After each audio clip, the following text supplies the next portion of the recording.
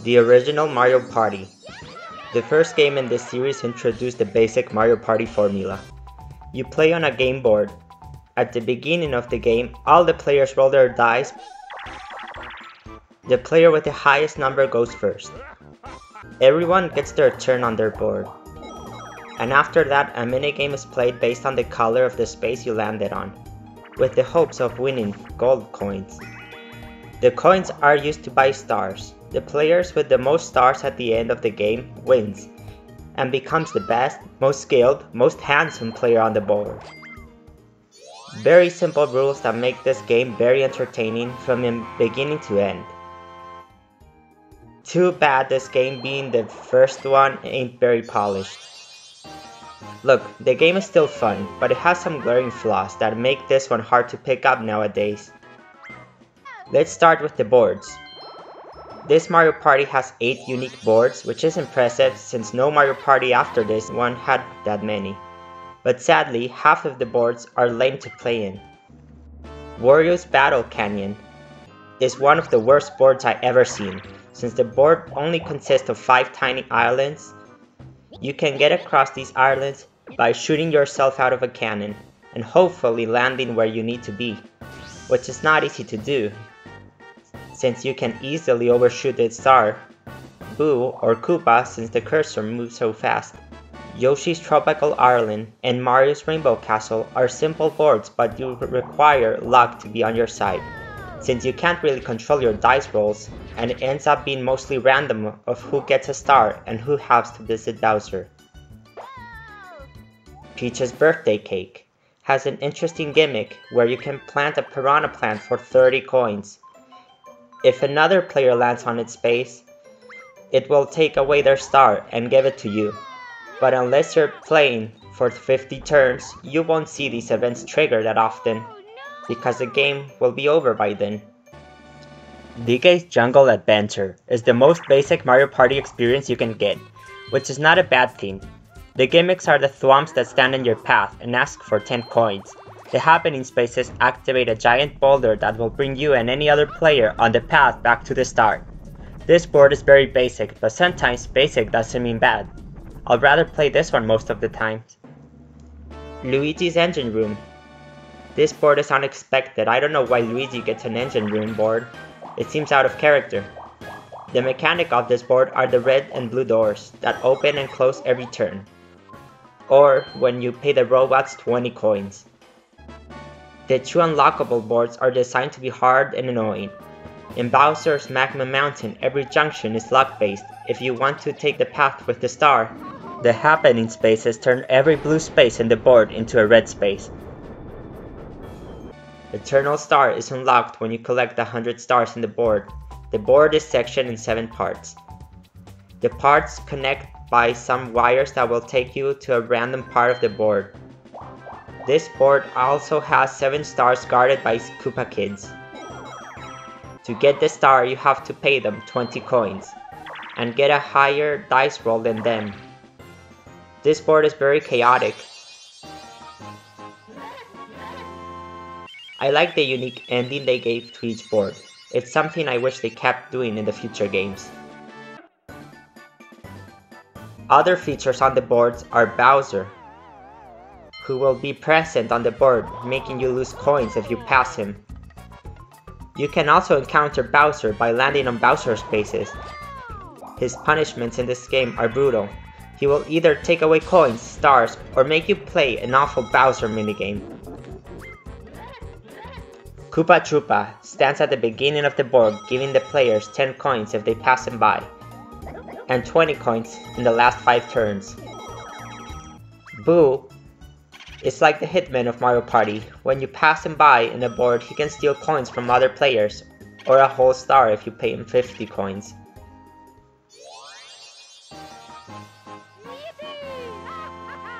Chance Time is the scariest space in the entire board. When somebody lands here, they'll have to determine who's forced to give coins or stars to another player. This could be a game changer at the last minute of the board. Unique to Mario Party 1 are the mushroom spaces. These spaces will give you the chance to roll again, or it will make you lose the next turn.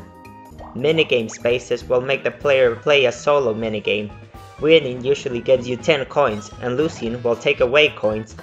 These minigames are boring and makes the rest of the players lose their time while they're waiting for you to finish the game. Mario Party 1 also has items that you can toggle on or off. These items are completely random, and you have no control over them, meaning that I always disable them. The less randomness in my game, the better. I only tolerate chance time as the luck element. In the last 5 turns, Koopa Troopa will review the leaderboard and give a useless prediction on the winner. Now blue spaces will add 6 coins instead of 3, and red spaces will deduct 6 coins. When the game concludes, you have the chance to win bonus stars. Depending on how many minigames you won, the highest amount of coins you had at any point, and how many happening spaces you landed on. This makes the game tense to the very end. The minigames are overall poorly designed and unbalanced. There's only 50, so be prepared to see a lot of repeats when playing. The 4-player minigames are the best ones, having some hidden gems like Mushroom Mix-Up, Shy Guy Says, Facelift, and Bombs Away. Some of the 4-player minigames are co-op where everyone is supposed to work together. The 1 vs 3 are extremely unbalanced and bad to play in. Both the 1 vs 3 and the 2 vs 2 minigames will take away coins from you if you lose. In the case of Tug of War and other minigames that require to rotate the control stick very fast can cause you to hurt your palm and or break your controller. This cost Nintendo a lawsuit. The 2 vs 2 are okay, but there's only 5 of them. Some minigames are coded in green, meaning they are coin collectathons, where you can gain a lot more than just 10 coins.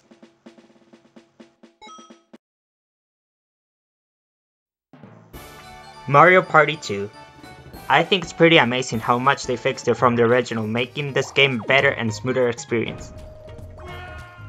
They fixed most of the things that were unfair or unbalanced in the first game. They took a lot of the heavy punishments that the first one had, like taking away your coins for losing certain minigames, and making the amount of coins you can win equally balanced.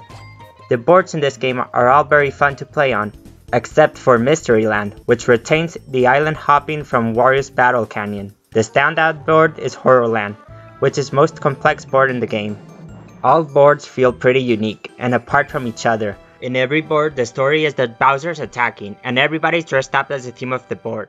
For example, in Westerland, they're all dressed out as cowboys, or pirates in Pirate Land. This small touch adds a lot of charm to the boards and the game itself. This is the first Mario Party that includes items on the boards, which adds more strategy to the game. You can buy the items at shops, and the further you are in the game, the more items become available. The 1-player minigames got replaced by item minigames, where you get a chance to win a free item, making them more valuable and interesting. These items can help you in various ways, like the mushroom lets you roll an extra die block, and the golden mushroom adds 2 extra rolls. Rolling the same numbers will give you a coin bonus. The skeleton key lets you open the gate that lead to shortcuts. The plunder chest is used to steal an item from another player. The Boo Bell lets you summon Boo anywhere on the board. Boo in this game requires 5 coins to steal coins from another player, instead of 3 like in the first game. But he now feels a little broken since he can steal around 20 coins every time. The most valuable item is the magic lamp that takes directly to the star. The cost of the magic lamp is 30 coins in the shop, and it's pretty rare.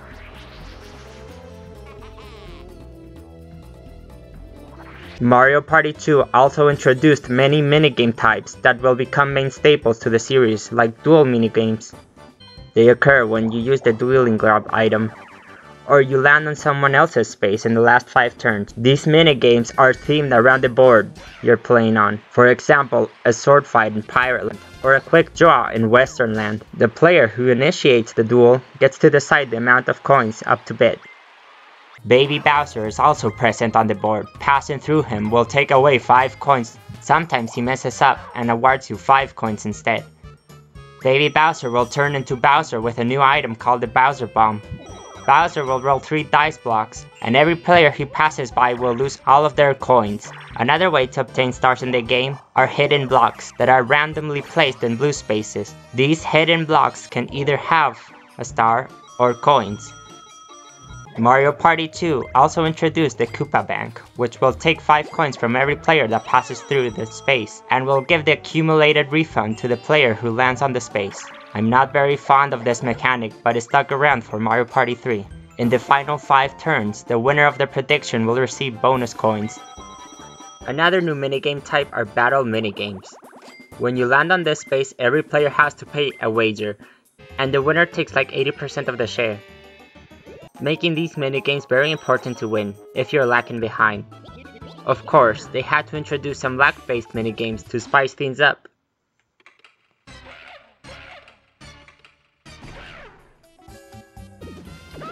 Some old minigames were picked from the original game and got remade, mostly for the better. There are still a lot of new minigames that range between good and bad, but overall, they are leaps and bounds better than the first game. There are no more minigames where you have to rotate the control stick. Overall, Mario Party 2 is better than the original in every way, putting it at the top of the leaderboard. Mario Party 3. This is the last one for the Nintendo 64, and it feels very different from Mario Party 2. But not in a bad way, just a different way.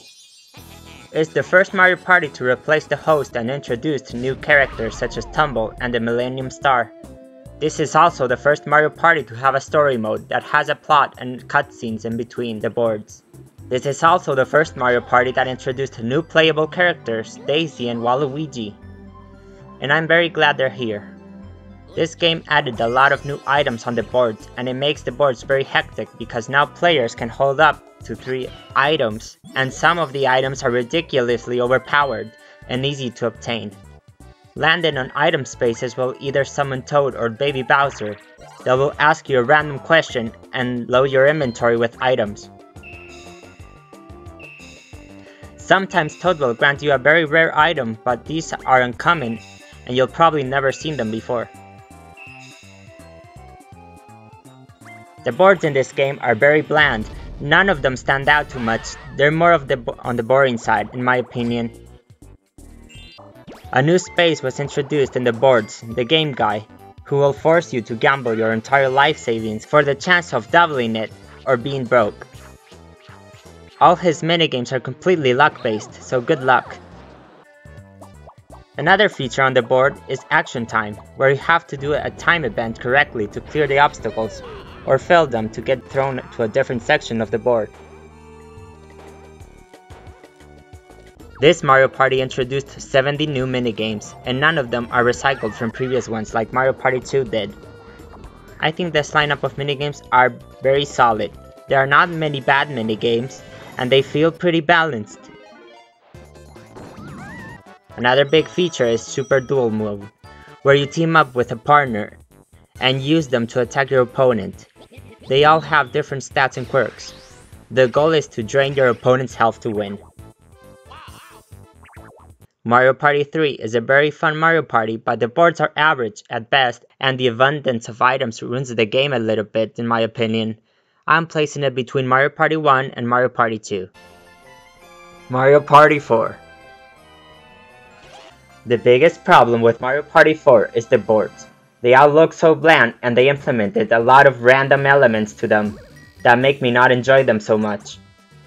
This is the first GameCube Mario Party, so the graphics look much better than the previous ones, although we lost Daisy's old design in the process. The board mechanics focus heavily on Mega Mushrooms and Mini Mushrooms, populating the board with mushroom spaces that will randomly give you one or the other. Mega Mushrooms will let you roll twice and steal coins from the player you pass by. The downside is that you risk skipping important stuff on the board, including the star. Mini Mushrooms will only let you roll up to 5 and participate in mini events. These are fun, but since you can only interact with them when you're tiny, you'll hardly see these events, which is a shame. Being mini also lets you pass through pipes that serves as shortcuts. This is a downgrade from the skeleton key, and I don't like this mechanic. They take away the fun of items. In the last 5 turns, the player in last gets to spin a roulette with random events, such as turning every red space into a chance time. Speaking of chance time, it sucks in this game. It takes too long and the ball always lands in the coin swap slot. I just want to point out how ridiculous the genie scene is in this game.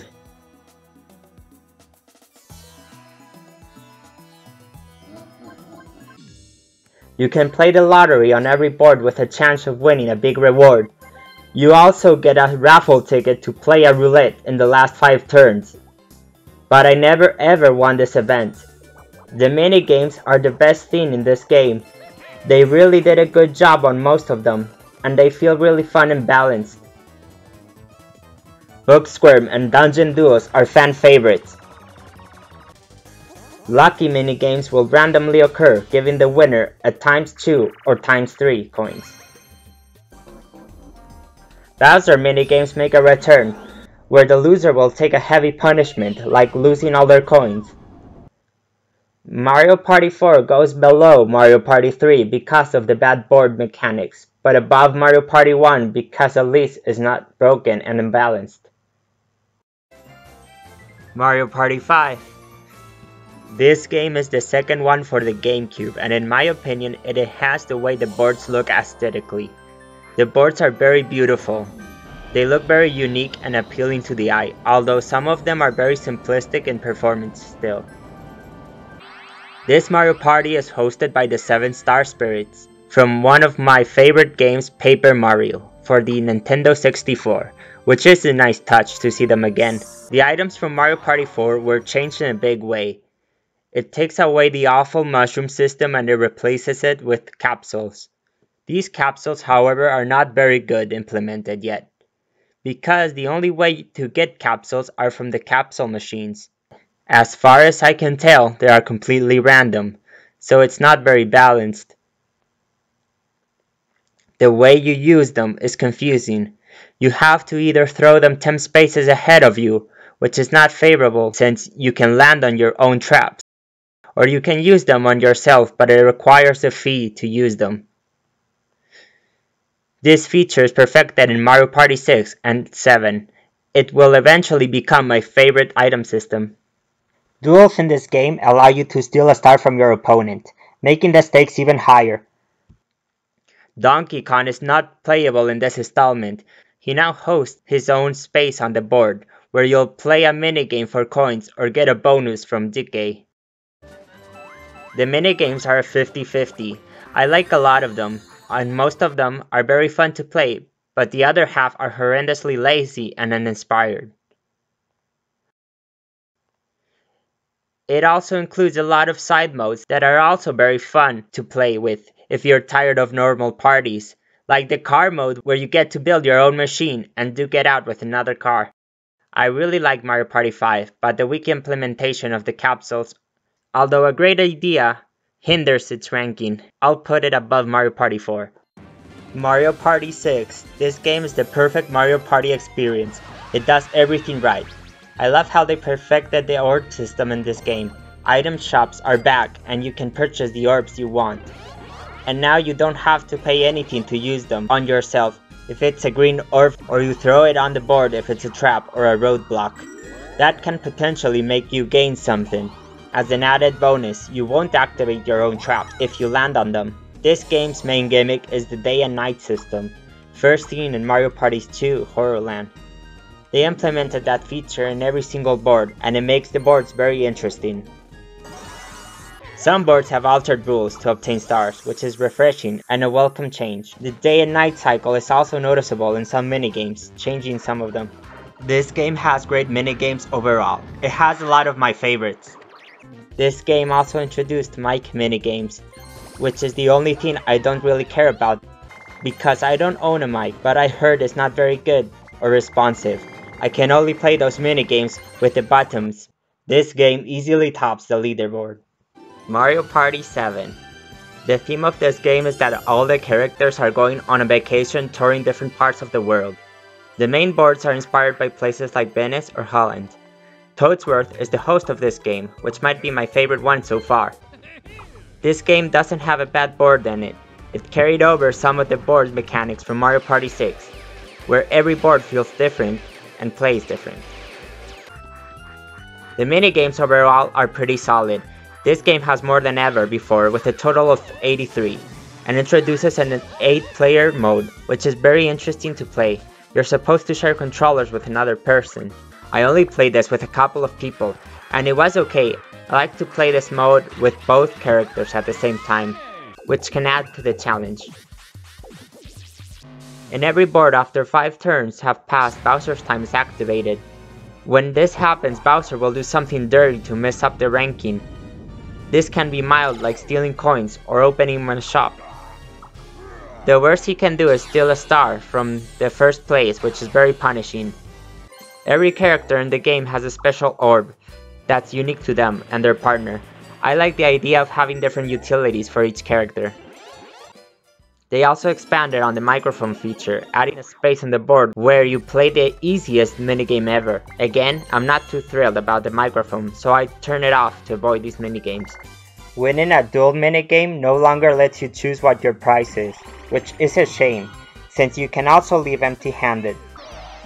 Bowser and Donkey Kong now have single-player minigames. Bowser will punish you for losing, and Donkey Kong can potentially give you a nice reward. Some events in the board may grant you a star if you perform well. Make it in an alternate way to obtain stars in the board.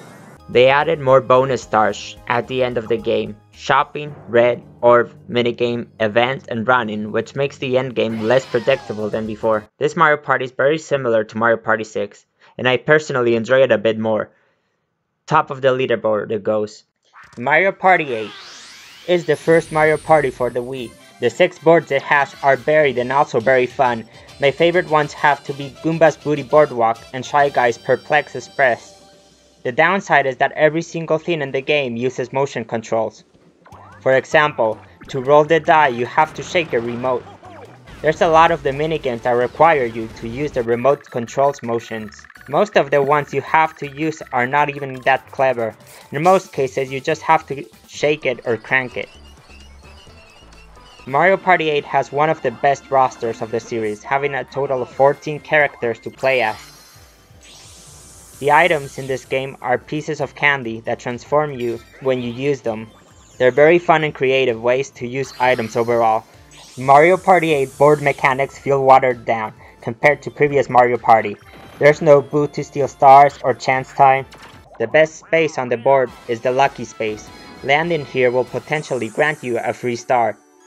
In the last 5 turns, the host will reward the player in last place free candy, and the entire board will be covered in coins to collect. Although the motion controls are not very good, this game is still a fun time. I'll place it between Mario Party 5 and Mario Party 4. Mario Party 9. This game is the first big disappointment in the series because Hudson-Soft stopped developing the games, and the new developing team, NDQ, decided to reroute the entire franchise into something new. But this failed miserably. The game strode too far from its roots, and not in the good way. The main problem with this game is the way you are forced to move around the board. Every player moves together inside of a car. This causes the board to be mainly linear, and most events on the board are completely luck-based and boring, because there's little to no strategy when it's your turn to roll the die.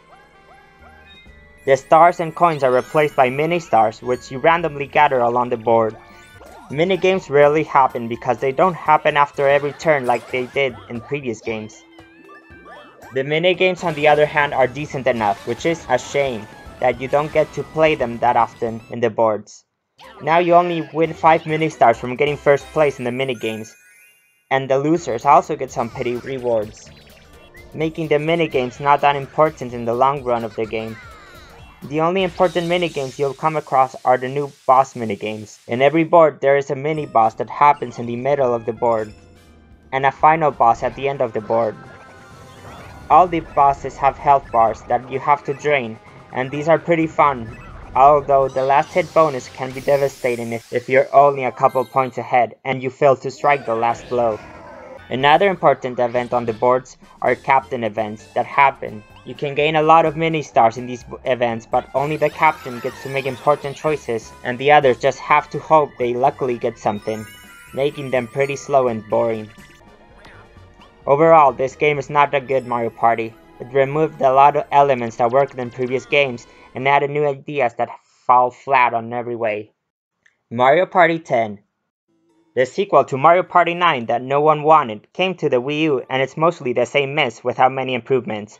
The game has 3 main modes: Mario Party, which is the same as the Mario Party 9, Bowser Party, where one player plays as Bowser by using the gamepad, and your goal is to catch up to the players in the car that are trying to reach the end of the board before they run out of lives. This mode is okay, but it gets repetitive after a few games, and it feels pretty unbalanced. If the players start with high rolls at the beginning of the board, then they'll get too far ahead, and it will be nearly impossible for Bowser to catch up. But if they start with a crappy roll, then Bowser will be at their ass every turn. So basically, it all depends on how good your rolls are at the beginning. And last and least is Amiibo Party, where you play classic Mario Party but the boards are bad, bland and boring. And you need Amiibo to play this half-baked mode. I rank it higher because I think the boards are less tedious to play since they removed the captain event. Super Mario Party. When this game came out, I was so happy that we got traditional Mario Party again after a barrage of games that strayed too far from the original concept. But this game, although a lot better than previous entries, still has its faults.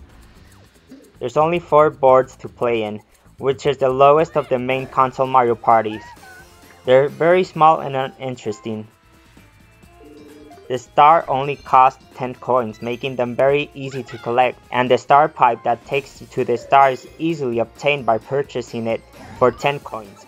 I like games where stars are hard to get, but in Super Mario Party I ended a 20-turn game with a total of 11 stars, which is ridiculous. A new feature is partners, that you get by landing on an ally's base, and the allies provide you with different die blocks that's unique to that character, making some characters better than others. The normal die block only goes up to 6 in this game to compensate for the small boards, but once you get a few allies and items, it's very easy to lift the entire board with high rolls. The minigames in this installment are amazing. They utilize the motion controls very smoothly, and the quality is top notch. Partner minigames are fun. They remind me of the 8-player minigames from Mario Party 7. Co-op and rhythm minigames are side modes, which can be entertaining once in a while. The battle minigames are boring though. All you have to do is press A when you feel the rumble. This game also added a hub world, and many fun modes to play with, which is always nice to have something different to do. I'm glad we got the old formula back, but the low point of the game are the boards and how small and slow they feel. This game doesn't make it to the top 5. Mario Party Superstars. This is the newest game in the series, as of today, and I'm very glad they did this game as a homage to all Mario Party, as it works very well, and it's 10 times better than any other Mario Party that came out in the recent years. This Mario Party brings back 100 old minigames. They try to pick the best ones, and I think they did a very good job in picking good ones. The graphics look stunning. It also introduced 5 boards from Mario Party 1, 2, and 3. And the main problem with this game is that it feels half-baked. It doesn't have much to do aside from the main mode. Why is there no fun side modes? You can only play Mario Party, and there's only 5 boards, which can be very repetitive if you play a lot, and the main roster got reduced to only 10 characters instead of 20 like Super Mario Party achieved, which is a bummer. Hopefully we get DLC in the future that adds more boards and characters. As of today, this Mario Party feels like it's not done. It could be like in the top 3 if it had like a couple more boards and like 14 to 20 characters like a lot of good Mario Parties have. This game feels like Mario Party 3 because of the abundance of items used every turn. And to make it even worse, they're cheaper to buy.